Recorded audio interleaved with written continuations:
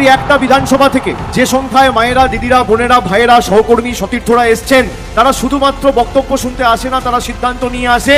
আমাদের প্রার্থীকে আপনাদের আগামী দিন ঘাসের উপর জোড়া ফুল চিহ্নে ভোট দিয়ে বর্ণালী ধারাকে মমতা বন্দ্যোপাধ্যায়ের প্রার্থী, জোড়া ফুলের প্রার্থী, মামাটি মানুষের প্রার্থী, কুলপির প্রার্থী, তৃণমূল কংগ্রেসের প্রার্থী ঘাসের উপর জোড়া ফুল চিহ্ন নিয়ে প্রতিদ্বন্দ্বিতা করছেন, তাকে ঘাসের উপর জোড়া ফুল চিহ্নে ভোট দিয়ে বিপুল বিপুল ভোটে জয়যুক্ত করতে হবে।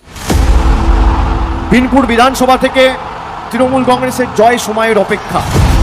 আর 4 তারিখ যখন ভোট বাক্স খুলবে, ভোটের বোতামটা এমনভাবে টিপবেন 4 তারিখ ভোট বাক্স খোলার সময় পদ্মফুলের নেতারা যেন চোখে সর্ষে ফুল দেখে, আর দিল্লির বহিরাগতরা যেন বাংলায় আর অনাচার, অবিচার, অত্যাচার করার আর দুঃসাহস না দেখায়। আমাদের সভাস্থল কানায় কানায় পূর্ণ।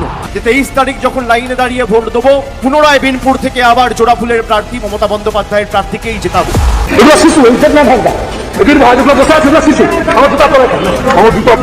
এরা আমাদের অধিকার নিয়ে আমাদের উন্নয়নের কাজ করবে।